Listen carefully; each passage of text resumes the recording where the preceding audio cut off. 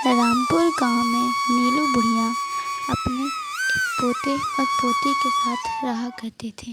बचपन में उनके बेटे और बहू की मृत्यु हो गई थी, जिस कारण वह अकेले ही उनका पालन पोषण किया करती थी। वह बाज़ार में सब्जियां और फल बेचा करती थी। लोगों के घर भी जाया करती थी सब्जियां और फसल बेचने। सोनू और मीना बचपन से ही बहुत लड़ा झगड़ा करते थे, लेकिन जैसे जैसे वो बड़े होते गए वैसे वैसे वे समझदार होते गए।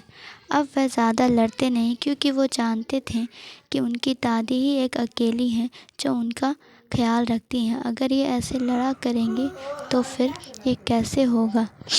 तो उनका बड़ा भाई बोलता है कि मीनू, हमारी दादी हमें इतनी मेहनत करती हैं, हमें अब कुछ करना चाहिए, पढ़ना चाहिए अच्छे से, ताकि बड़े होकर हम दादी का नाम रोशन कर सकें।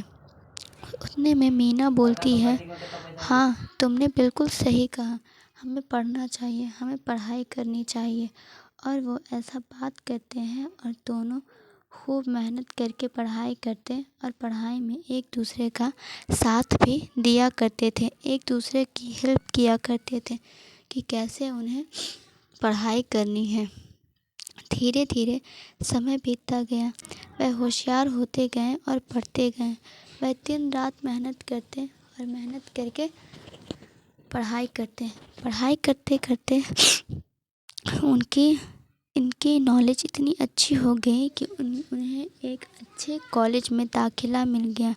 अब वह कुछ दिनों बाद कॉलेज जाने वाले थे पढ़ने के लिए। उनके गांव में पढ़ाई की सुविधा नहीं थी, जिस वजह से उन्हें अपनी दादी को छोड़कर शहर जाना पड़ रहा था।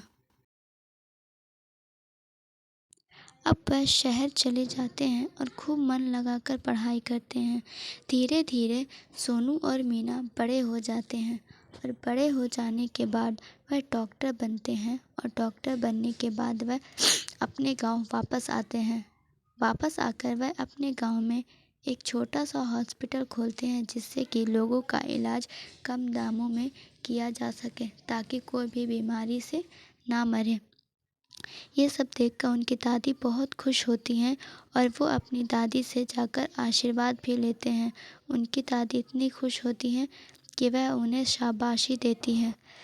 इतना देखकर वह उनसे कहती हैं कि तुमने ये सब कहाँ से सीखा। तो वो बोलते हैं कि दादी, मैंने ये सब आपसे ही सीखा है, आपने ही इतनी मेहनत करके हमें पाला पोसा, तो हम इतना तो कर ही सकते हैं। ये सोचकर कमला बुढ़िया सोची कि मैंने अपने बच्चों की परवरिश अच्छी तरह से की, अब मुझे कोई शिकवा नहीं होगा कि मेरे बेटे बहू के ना होने से इन पर कोई असर पड़ा है।